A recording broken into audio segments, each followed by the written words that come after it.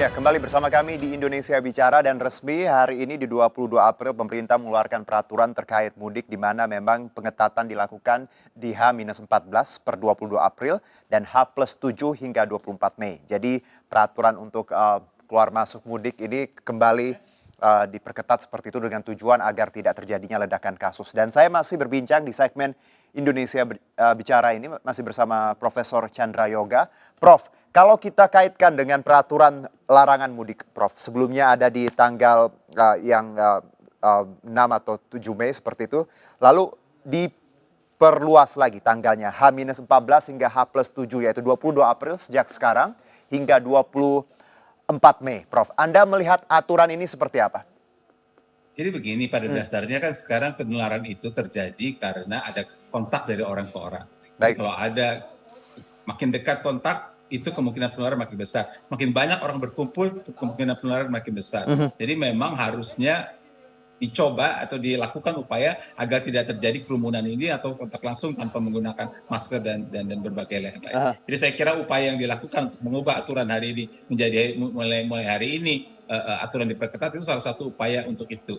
Tetapi selain upaya seperti itu yang sebenarnya juga kita perlukan adalah untuk menghimbau semua masyarakat bahwa pematuhan 3M, atau upaya untuk tidak berkerumun atau upaya untuk tidak memaksakan diri itu manfaatnya untuk kita sendiri, untuk keluarga kita, untuk orang kita cintai, baru kemudian untuk orang terdekat, untuk masyarakat, untuk bangsa. Tapi manfaat yang terbesar adalah untuk melindungi kita sendiri dan keluarga kita, orang yang kita cintai. Jadi itu yang sebaiknya menjadi pendapat dari masyarakat masing-masing begitu ya, selain aturan-aturan yang diperketat seperti sekarang. Jadi intinya bahwa mengedukasi masyarakat 3M ini ya tetap nomor satu ya, Prof ya.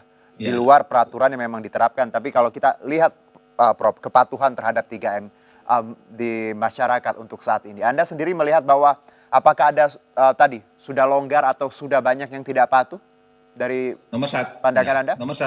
Yang nomor satu saya ingin sampaikan dulu karena bahwa orang tidak patuh itu bukan saya tidak setuju dengan pendapat yang mengatakan, oh lihat orang Indonesia plus 62 nggak patuh, nggak juga ya. Karena negara lain juga begitu ya.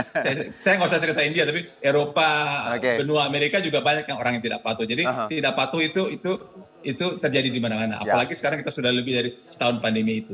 Jadi ya memang ada orang tidak patuh, tapi tugas kita, tugas katakanlah pelayanan, tugas kesehatan, tugas pemerintah, tugas media untuk terus mengedukasi masyarakat bahwa kepatuhan itu perlu dilakukan. Sekali lagi kalau saya sih message-nya kepatuhan itu perlu dilakukan untuk kita dan untuk keluarga kita. Itu yang pertama, yang utama. Selain tentu untuk masyarakat, untuk bangsa. Jadi kepatuhan itu memang banyak faktornya begitu. Ada yang bilang pandemic fatigue, ada yang bilang restriction fatigue karena sudah terlalu lama. Tapi kita terus edukasi masyarakat. Di sisi lain tentu dibuat aturan-aturan sehingga memperkecil kemungkinan kerumunan orang. Baik. Kalau kita bicara vaksinasi, Anda juga sempat menyinggung bahwa vaksinasi harus terus dilakukan karena tadi jumlahnya masih sangat sedikit. Kalau dari catatan saya untuk saat ini ada sekitar baru 17 juta dosis vaksin yang sudah kita suntikan dan dari target 70% jumlah penduduk, Prof. Kalau bicara vaksinasi di tanah air, Anda melihatnya seperti apa? Jadi sekarang kan seperti dibicarakan yang jadi masalah adalah jumlah vaksinnya yang kurang. Betul. Nah, sebenarnya ada 4 sumber vaksin suatu negara dan itu yang mesti diupayakan maksimal. Nomor 1, dia dapat dari negara lain. Katakanlah hubungan bilateral antar, saya dengar Sinovac kita dapat dari Cina, ya, atau India, Rusia dulu pernah membagi-bagikan juga vaksin. Nomor 2, kita beli di pasar bebas, jadi mungkin beli Pfizer atau beli AstraZeneca di pasar bebas gitu. Nomor 3, kita dapat dari yang namanya COVAX. Kebetulan saya menjadi advisory group di COVAX itu yang memvalidasi pembagian vaksin pada seluruh negara termasuk Indonesia yang kemarin sudah dapat AstraZeneca 1 juta itu. Dan yang nomor 4 adalah membuat vaksin sendiri. Nah, 4 sumber ini yang jadi sumber vaksin untuk suatu negara. Nah, untuk menghadapi sekarang kekurangan vaksin, maka ada beberapa tahapan yang dapat dilakukan. Nomor 1, bagaimanapun karena kita bisa dapat vaksin dari berbagai negara, nomor 1 memang global health diplomacy itu harus terus digiatkan. Saya tahu itu sudah dilakukan, tapi kalau bisa terus ditingkatkan begitu. Saya dengar bahkan sampai level pimpinan negara, tapi bagaimanapun diplomasi ini memegang peran penting untuk bisa mendapatkan vaksin dari sumber-sumber negara lain. Itu yang pertama. Yang kedua, seperti saya sampaikan tadi, kita bisa beli vaksin dari pasar bebas. Nah, Menteri Kesehatan sudah mengeluarkan SK, saya kira, akhir tahun 2020 bahwa ada 7 vaksin yang akan digunakan di Indonesia.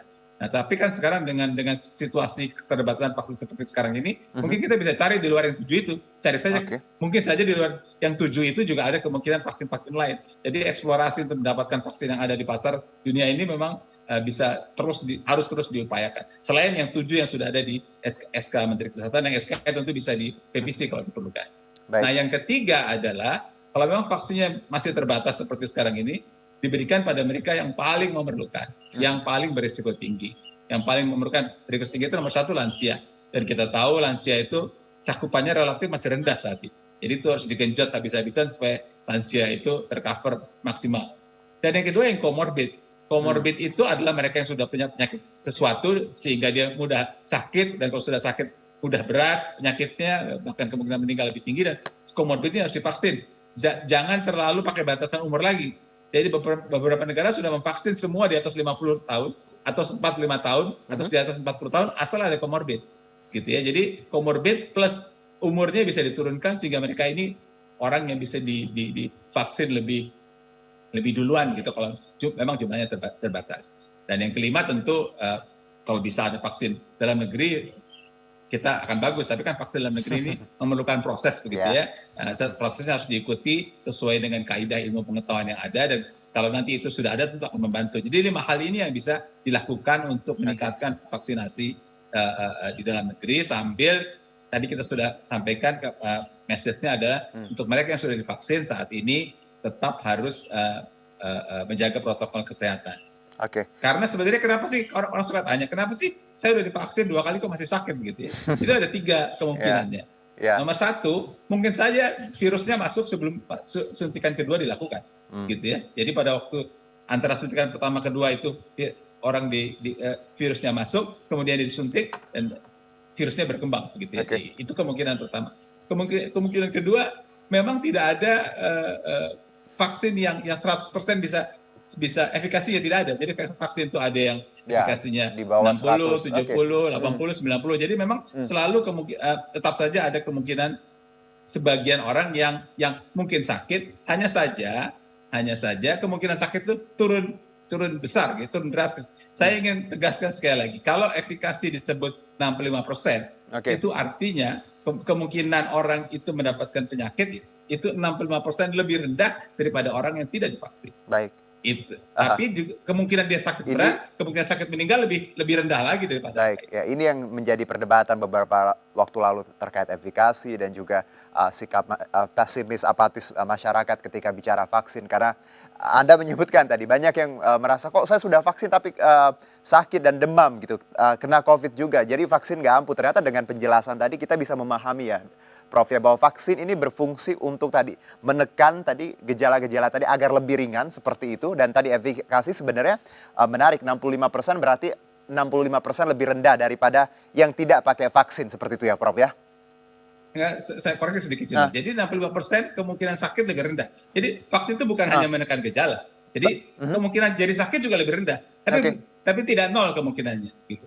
Jadi masih sangat mungkin untuk sakit seperti itu ya Prof ya? Sangat mungkin, barangkali terlalu berlebihan. Masih mungkin gitu lah.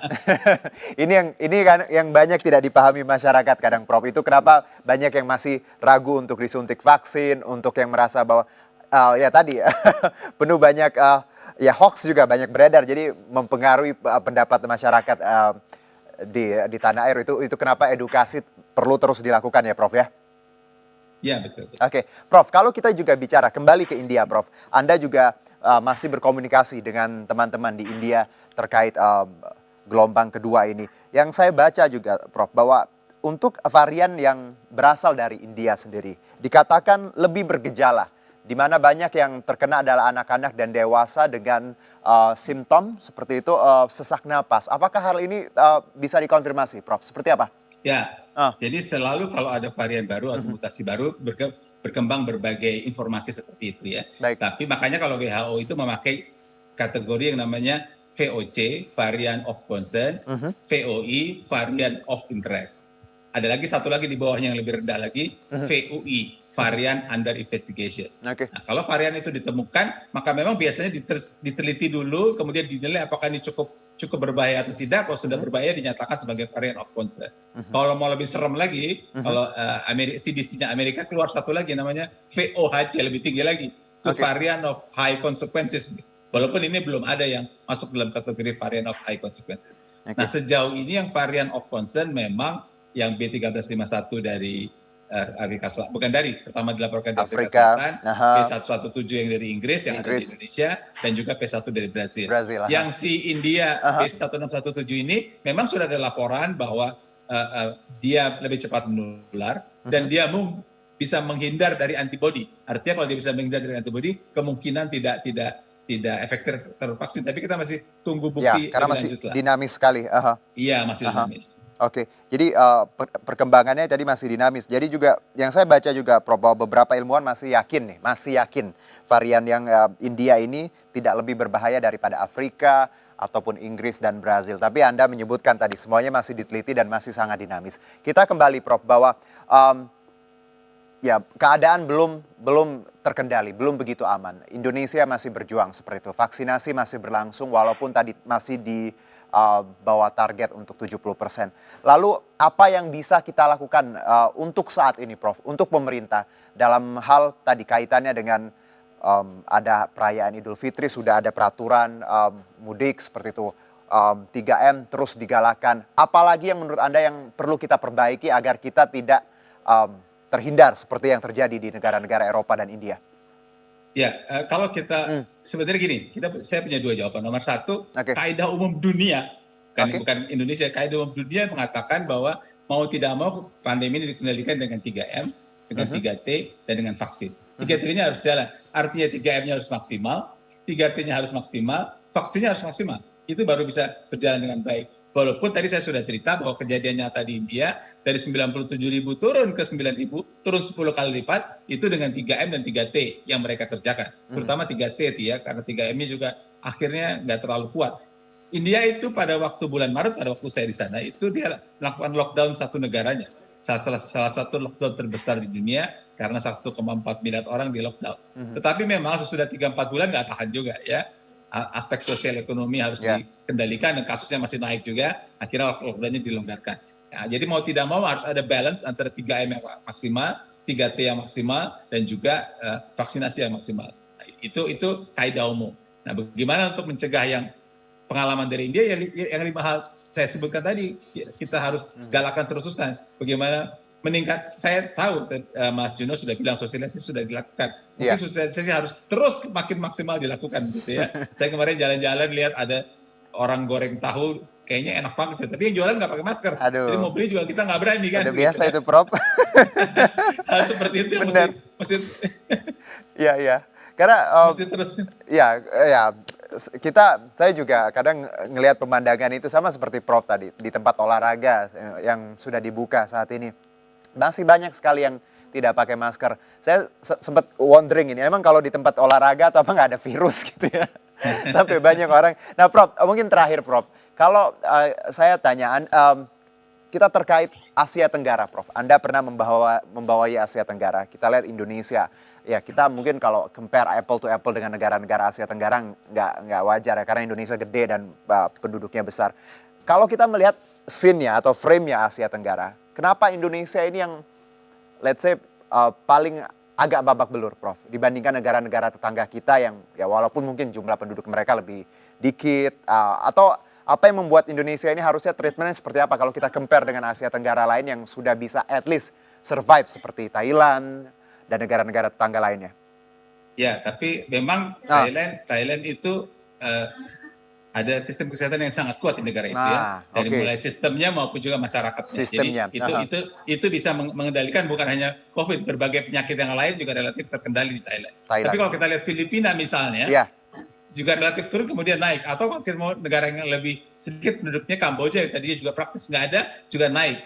Dunia juga naik. Jadi sebenarnya memang tren di banyak tempat saat ini sedang naik. Tentu Singapura kecil karena maksudnya rendah karena jumlah penduduknya kecil. Malaysia saya kemarin lihat Perdana Menteri sendiri mewanti untuk jangan mudik, gitu ya. Sama juga seperti kita. Jadi sebenarnya program pengendalian kita sudah tahu semua, hanya intensitasnya yang harus terus Oke. ditingkatkan, tidak boleh berhenti secara sangat ekstensif sambil kita ingatkan bahwa memang pandemi masih bersama kita. Baik, baik. Dan sistem kesehatan tadi juga penting ya Prof ya. Kita lihat bagaimana Thailand punya, Anda menyebutkan sistem kesehatan yang sangat baik seperti itu. Baik, Prof, terima kasih atas waktunya, insight-nya luar biasa. Semoga yang menyaksikan ini bisa mendapatkan lagi knowledge agar kita bersama-sama memerangi COVID ini dan juga mengedukasi paling tidak untuk keluarga kecil kita di rumah dan lebih besar lagi untuk masyarakat di luar sana. Terima kasih Prof. Chandra Yoga Aditama. Sehat-sehat, selamat menjalankan ibadah puasa Prof. Terima kasih. Baik, dan demikianlah segmen kedua di Indonesia Bicara ini, kita akan kembali sesaat lagi.